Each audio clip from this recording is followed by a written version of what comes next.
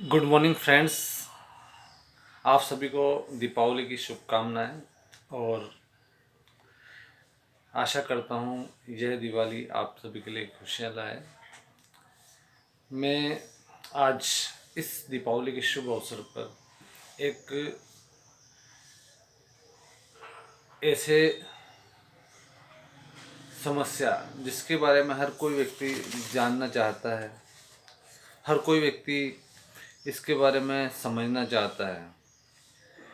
इस कानून के संविधान के बारे में हर कोई व्यक्ति इन समस्याओं से परेशान है। इसके लिए मैं आज इस वीडियो को लेकर आया। ये वीडियो मेरी आप सभी को दीपावली के गिफ्ट के रूप में रहेगी और इस वीडियो से मिली जानकारी आपको आपके जीवन में काफ़ी फ़ायदेमंद रहेगी। आज मैं शुरू कर रहा हूँ registration act, Indian registration act 1908, जिसमें मैं आज उस टॉपिक पर बात करूँगा कि जब कोई संपत्ति को खरीदारी की जाती है तो उसका रजिस्ट्रेशन किया जाना चाहिए या नहीं। यदि रजिस्ट्रेशन नहीं कराया तो उसके क्या परिणाम होंगे, क्या उस डॉक्यूमेंट की क्या स्थिति होगी और अनरजिस्टर्ड डॉक्यूमेंट की स्थिति में उसके क्या परिणाम होंगे, किस धाराओं में ये रजिस्ट्रेशन किया जाना अनिवार्य है, किस में अनिवार्य नहीं है। इस इस वीडियो में आपको सारा कंसेप्ट क्लियर हो जाएगा। चाहे वीडियो ये थोड़ी लंबी हो पर आप इसको देखना समझना, आपको ये काफ़ी लाभकारी लगेगी। इंडियन रजिस्ट्रेशन एक्ट 1908 जो 1 जनवरी 1908 को लागू हो गया था। रजिस्ट्रेशन एक्ट 1908 के पहले भी 1866, 1871, 1877 इंडियन रजिस्ट्रेशन एक्ट लागू थे। इंडियन रजिस्ट्रेशन एक्ट की धारा 17, आज हम बात करेंगे इंडियन रजिस्ट्रेशन एक्ट की धारा 17, 18 और 49 49। इन 3 धाराओं में इंडियन रजिस्ट्रेशन एक्ट का सार निहित है। धारा 17 उन दस्तावेजों के बारे में बात करती है जिनका रजिस्ट्रीकरण अनिवार्य है। तो आज धारा 17 से हम स्टार्ट करते हैं और धारा 17 में बताया गया है कौन सी संपत्ति जिसका रजिस्ट्रेशन अनिवार्य है। और इसमें धारा 17 एक की धारा उपधारा क में बताया गया है स्थावर संपत्ति की दान की लिखित। ये दान स्थावर संपत्ति का हमेशा रजिस्टर होना चाहिए।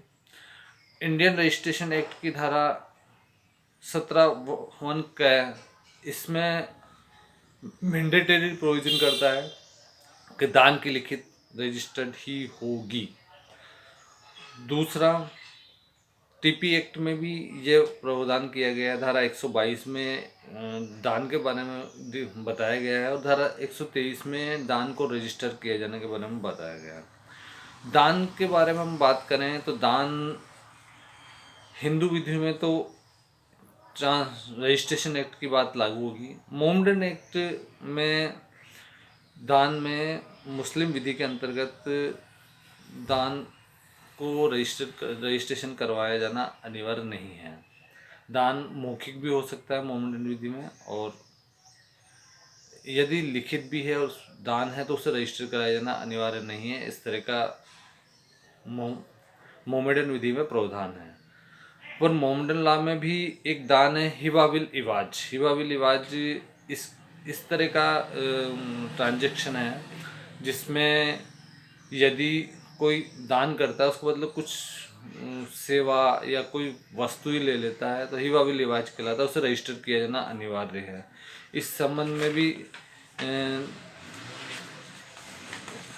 हिबा बिल इवाज पर एक केस है अब्बास अली बनाम अली बख्श। इसमें कहा गया है कि हिबा बिल इवाज को रजिस्टर किया जाना अनिवार्य है। दूसरा, नंद किशोर बनाम सूर्य प्रकाश 1998 का केस है। इसमें कहा गया है कि दान को रजिस्ट्रेशन किया जाना अनिवार्य है, अन्यथा यह नहीं किया हुआ माना जाएगा, इसका कोई इफेक्ट नहीं होगा। दूसरी दूसरी दूसरी कोई भी ऐसी लिखित जो स्थावर संपत्ति से संबंधित हो, जो 100 रुपये या उससे अधिक के का कोई भी अधिकार हक निहित करता हो, सम्मिश्रित करता हो, वर्तमान में हो चाहे भविष्य में हो, आपका राइट्स क्रिएट घोषित समुनिर्देशित परिसीमित निर्वापित करता हो, तो इस तरह की कोई लिखित हो तो उसे रजिस्ट्रेशन करवाया जाना अनिवार्य है। अब जैसे कोई सेल है तो आपके कोई भी राइट्स को तुरंत ऑपरेट करती है, तुरंत आपको वो अधिकार प्रदान करती है, आप इस प्रॉपर्टी के मालिक है, तो वो एक आपका अधिकार को क्रिएट कर रही है, तो आपको उसको रजिस्ट्रेशन किया जाना अनिवार्य है। अब जैसे बंटवारा है, बंटवारा विलेख यूँ तो नॉर्मल आपका फैमिली सेटलमेंट है। यदि उसे सामान्य रूप में लिखा जाए कि भाई इन भाइयों का ये रहेगा, आपस में हम जहाँ हैं वहाँ, या दोनों का 1/4 हिस्सा रहेगा, इस तरह से लिखा जाए तो उसे रजिस्ट्रेशन करवाया जाना अनिवार्य न पर, किंतु हम उसको हर हर पार्टिसिपेंट का जो उसमें बंटवारे में हिस्सा ले रहा है उसको पर्टिकुलर उसकी लंबाई चौड़ाई और उसके हिस्से को बिल्कुल सर्टिफाइड करके अगर उसको करते हैं तो उससे रजिस्ट्रेशन करवाया जाना अनिवार्य है। वो स्पेसिफाइड बंटवारे को रजिस्ट्रेशन करवाया जाना अनिवार्य है। ओरल रूप से कर लिया गया है तो उसे भी रजिस्ट्रेशन करवाया जाना अनिवार्य नहीं है। तीसरा, ऐसी ऐसी निर्वसित लिखित जिसमें कोई हक अधिकार क्रिएट करने के बदले कोई प्रतिफल लिया जा रहा है, उसे भी रजिस्ट्रेशन करवाया जाना अनिवार्य है। तीसरा बिंदु इसमें है कोई लीज जो 1 वर्ष से अधिक है, जिसमें 1 वर्ष से अधिक का किराया लिया गया है, स्थावर संपत्ति से संबंधित है, उसमें तात्पर्य है 1 वर्ष से अधिक। यदि आप जैसे कोई किरायानामा लिखते हैं, यदि 1 वर्ष से अधिक समय का लिखते हैं तो उसे रजिस्ट्रेशन करवाया जाना अनिवार्य है। तीसरा, यदि न्यायालय की डिक्री या आदेश द्वारा 100 रुपये या उससे अधिक का 100 रुपये से अधिक का कोई आपके हक में कोई अधिकार हित क्रिएट घोषित और समुनिर्देशित परिसीमित किया जाता है तो उसे भी रजिस्ट्रेशन करवाया जाना अनिवार्य है। इसमें ठाकुर जी बनाम द्वारिका का AIR को 1935 का एक केस है, जिसमें मनी डिग्री रुपये पैसे से लेकर संबंधित डिग्री को का रजिस्ट्रेशन करवाया जाना अनिवार्य नहीं है। इस धारा 17 में एक परंतु दिया गया है जिसमें राज्य सरकार कोई भी इस तरह के पट्टे या कोई 5 वर्ष से अधिक उसके बारे में आरक्षित वार्षिक भाटक जिसमें 50 रुपये से अधिक है, उपधारा के इस प्रवर्तन से छूट प्रदान कर सकती है। राज्य सरकार है ये परंतु के रूप में। एक धारा 53 का है TP एक्ट की, उस धारा पर भी इस धारा 17 का प्रभाव नहीं पड़ेगा। धारा 53 का एक ऐसी धारा है जिसमें हमने कोई सेल डीड की और जिस व्यक्ति ने उसे खरीदा है, जो उसका खरीदार है, उसे हमने उस सेल डीड को लिख बनाकर उसे संपत्ति का पोजीशन प्रदान कर दिया। उस व्यक्ति ने जिसने उस संपत्ति को परचेज की है, उस व्यक्ति ने उसका सारा पेमेंट भी दे दिया या फिर वो पूरा पेमेंट देने को तैयार है धारा 53 के में। तो इस संपत्ति को डिलीवरी के कारण उस व्यक्ति को एक प्रोटेक्शन दिया जाएगा कि यदि वह जो एग्रीमेंट लिखा गया है, यदि उस एग्रीमेंट को रजिस्टर्ड नहीं भी करवाया गया है तो उसे मतलब उस एग्रीमेंट जो अनरजिस्टर्ड है, उस एग्रीमेंट को उस व्यक्ति की रक्षा के लिए उपयोग में किया जाएगा, क्योंकि वह व्यक्ति ने उसको पेमेंट किया है और सद्भावना से उस संपत्ति में प्रवेश किया है और उसका कोई दुराशय नहीं है, तो उस व्यक्ति को हम अनरजिस्टर्ड होने की वजह से उस संपत्ति से बेदखल नहीं कर सकते। चाहे उसका मालिक आ जाए कि साहब ये जो इकरारनामा लिखा गया है ये अनरजिस्टर्ड है, तो आप इसे बेदखल कर दें क्योंकि ये मान्य नहीं है, ऐसा नहीं है। धारा 53 का टीपी एक्ट में इस तरह के परचर्जर को भी सुरक्षा प्रदान की गई है कि यदि वह सद्भाव में है, उसने पूरा पेमेंट किया है, चाहे लिखित अनरजिस्टर्ड है, तो भी उसकी लिखित को एक ढाल के रूप में उसको उपयोग में लिया जाएगा। हथियार के रूप में नहीं, एक ढाल के रूप में। हथियार वह व्यक्ति किसी व्यक्ति को ट्रांसफ़र नहीं कर सकता वह प्रॉपर्टी, क्योंकि उसके नाम नहीं है, किंतु वह उसमें रह रहा है, उसने पूरा पेमेंट कर दिया है, उसके साथ कोई धोखा ना हो, इस रूप में उसे कोई इलीगली डिस्पोजेस नहीं हो, उस रूप में ढाल के रूप में उसका उपयोग किया जा सकता है। ये धारा 17 में ये प्रोविज़न है। धारा 17(2) में निम्नलिखित दस्तावेजों पर धारा 17 का प्रावधान लागू नहीं होता है। जैसे कोई समझौता विलेख, दो व्यक्ति आपस में कोई लेन देन कर रहे हैं, किसी का 1000 रुपये लेना है और वह कहता है 800 रुपये में इसको सेटलमेंट करता हूँ, तो इस तरह की लिखित को रजिस्टर करवाए जाना अनिवार्य नहीं है। दूसरा, कोई संयुक्त कंपनी के स्टॉक और अंश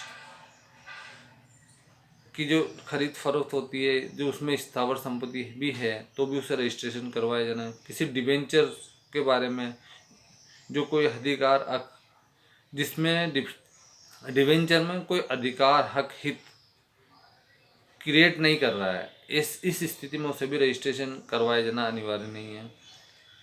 तीसरा, कंपनी का पूर्वोधर डिबेंचर किसी पृष्ठांकन, किसी डिबेंचर में कंपनी का जो कोई पृष्ठांकन किया जाता है, एंडोर्समेंट किया जाता है, उसे भी रजिस्ट्रेशन करवाया जाना अनिवार्य नहीं है।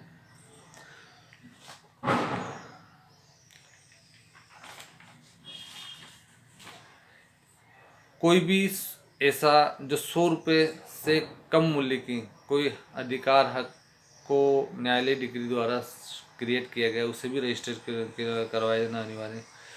किसी न्यायालय डिग्री का आदेश, जो डिग्री ऐसी है कि कंप्रोमाइज डिग्री नहीं है, उसे भी इस धारा 17(2) में छूट दी गई है। राज्य सरकार द्वारा स्थावर संपत्ति में कोई अनुदान दिया गया है, उसे भी इस धारा 17(2) में छूट है।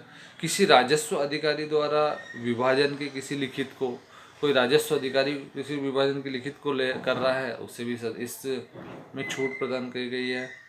लैंड इम्प्रूवमेंट एक्ट, भूमि अभिवृद्धि अधिनियम के अधीन कोई अनुदान के आदेश, इसमें उसे भी या संप्रभु वार्षिक प्रतिभूति की कोई लिखित आदेश, उसे भी इसमें छूट प्रदान की गई है।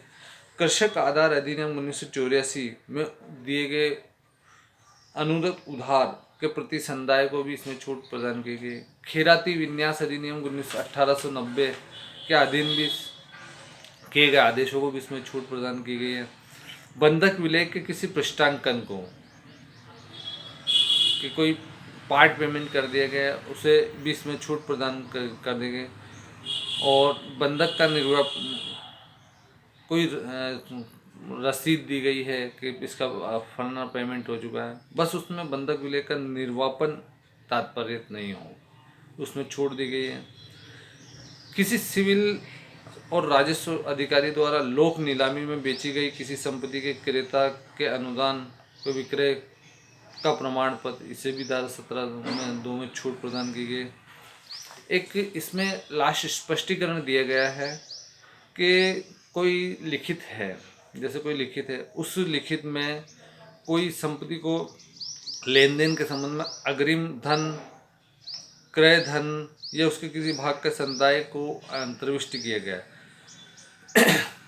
लिखित ऐसी है कि कोई क्रय धन है, कोई अधिकार, कोई पेमेंट है, उससे समुदाय को लिखित किया गया है, उसमें कोई अधिकार शिष्ट नहीं क्रिएट नहीं किया गया है, उसे ट्रांसफ़र कोई लिखित हुई है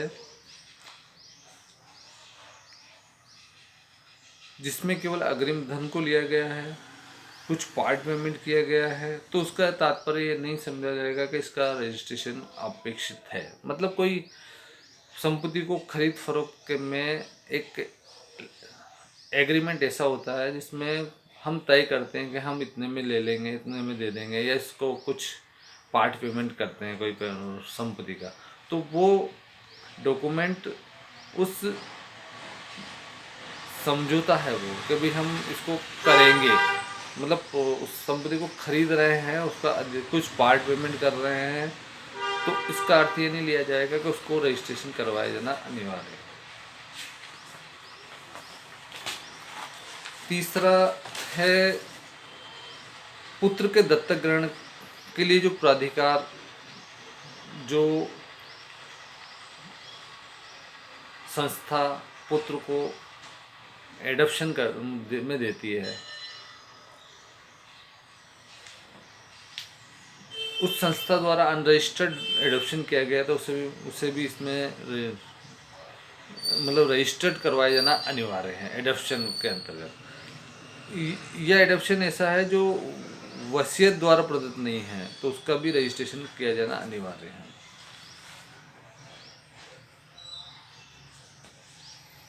एक इसमें केस था, मैं इसके पहले वाले जो अपन बंटवारे वाले मामले में बता रहा था मैं, तो नानी बाई बनाम गीता बाई का जो केस है, इसमें मिताक्षर विधि के अंतर्गत फैमिली बंटवारा हुआ, जिसमें इस केस में बताया गया है कि बंटवारा स्पेसिफाइड था, तो उसका रजिस्ट्रेशन करवाया जाना अनिवार्य था। जो नहीं कराया तो इसको साक्ष्य में एडमिसिबल नहीं माना।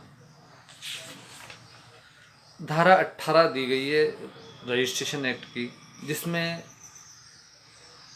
वे दस्तावेज बताए गए हैं जिनका रजिस्ट्रीकरण करवाया जाना अनिवार्य नहीं है, यह वैकल्पिक है। मतलब हर दस्तावेज को रजिस्ट्रेशन करवाया जा सकता है, ये नहीं माने आप इस मेरे शब्दावली का, पर इसमें वैकल्पिक है, नहीं करवाए तो भी उसकी वैलिडिटी पर असर नहीं पड़ेगा। धारा 17 में जिन दस्तावेजों के बारे में अनिवार्य बताया उनको रजिस्टर करवाया जाना अनिवार्य, उनका असर भी पड़ेगा।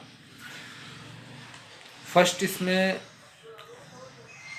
दान लिखितों को छोड़कर, ऐसी लिखित दान की लिखित तो हर कंडीशन में आपको अनिवार्य रूप से रजिस्टर करवाना पड़ेगा। दान की लिखितों को छोड़कर जो 100 रुपये से कम मूल्य का कोई भी ट्रांजैक्शन है जो किसी संपत्ति में अधिकार को क्रिएट करती है, तो उसे रजिस्ट्रेशन करवाया जाना अनिवार्य नहीं। पर आज वर्तमान परिप्रेक्ष्य में ये रजिस्ट्रेशन एक्ट 1908 का है, उस समय 100 रुपये की वैल्यू भी बड़ी ज़्यादा होती है, पर इसमें बाद में कोई संशोधन करके इस राशि पर कोई अमेंडमेंट नहीं किया गया है। तो सरकार का इसमें यही आशय है कि अब वर्तमान में हर संपत्ति जो 100 रुपये से अधिक है उसका रजिस्ट्रेशन करवाया जाना अनिवार्य है जिसका ट्रांजैक्शन किया जा रहा है। दूसरा, ऐसी लिखित जो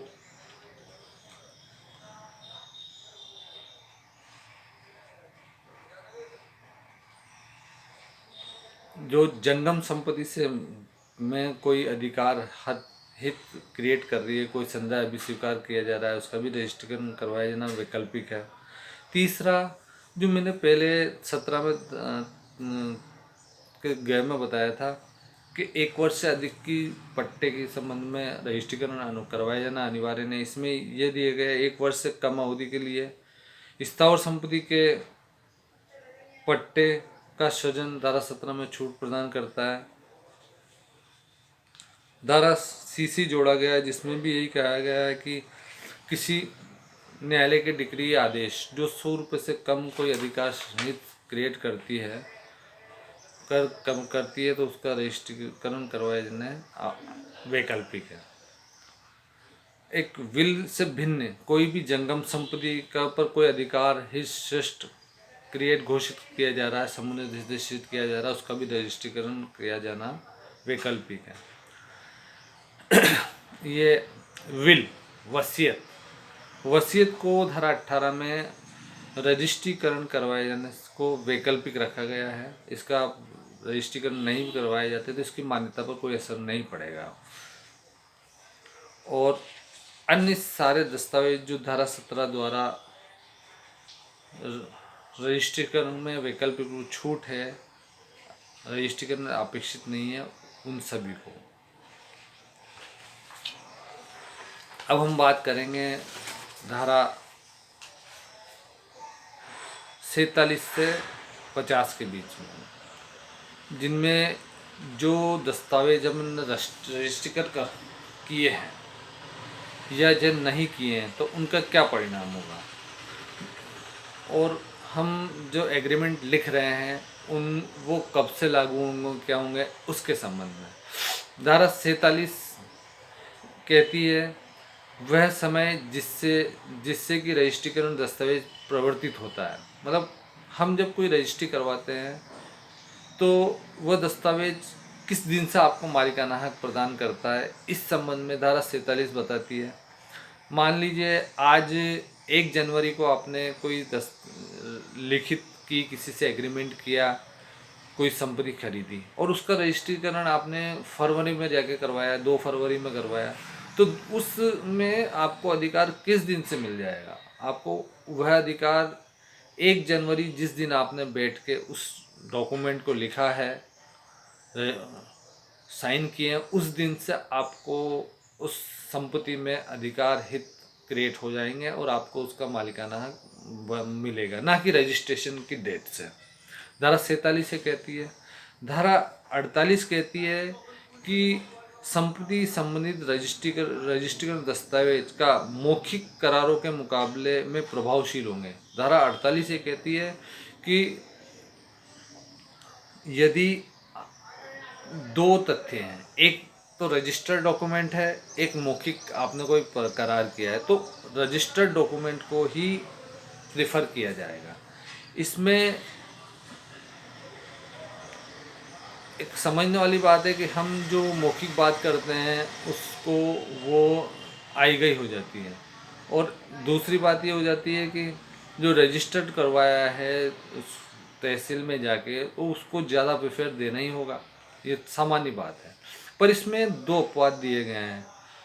पहला कि आपने कोई मौखिक करार किया और संपत्ति को डिलीवर कर दिया, समझे, आपने उसको वहाँ बिठा दिया उस करार के अंतर्गत उस प्रॉपर्टी पर, तो उस पोजीशन जो व्यक्ति ने लिया है वह डिलीवर किया गया है, उस मौखिक करार को भी मान्य किया जाएगा इस रूप में कि भाई ये डिलीवर, क्योंकि पोजीशन डिलीवर्ड कर दी गया और वह व्यक्ति सद्भाव है मैं है कि मैंने इस प्रॉपर्टी को खरीदा है, तो उस रजिस्टर्ड डॉक्यूमेंट से भी इस पोजीशन होल्डर को वास्तव में उसको प्रभाव माना जाएगा, उसका अपवाद माना जाएगा। दूसरा, कोई मॉर्गेज डीड टाइटल को किसी के पास गिरवे रख देता है, जो असल डॉक्यूमेंट को मॉर्गेज किया जाता है, असल दस्तावेज को डिलीवर करके उसको मॉर्गेज किया जाता है, तो भी इस असल दस्तावेज के मॉर्गेज को चाहे वह अनरजिस्टर्ड भी है तो भी उसको प्रेफर माना जाएगा, क्योंकि आपने टाइटल ही वहाँ रख दिया है, आपने सारा दस्तावेज ही उसको गिरवे रख दिया, उसको पोजीशन दे दिया गया, तो भी उस करार को वैलिड माना जाएगा।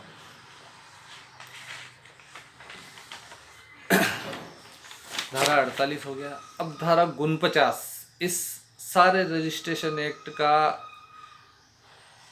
सार, जो सारा जो रजिस्ट्रेशन करवाया जा रहा है उसका एक सार है धारा 49 कि रजिस्ट्रेशन आपने नहीं करवाया तो उसका क्या प्रभाव होगा, उसका ऐसा प्रभाव होगा, क्या उसका इफ़ेक्ट होंगे, ये अब हम धारा 49 में समझेंगे। ये रजिस्ट्रेशन की आत्मा मानी जाए इस धारा को, धारा 49 को।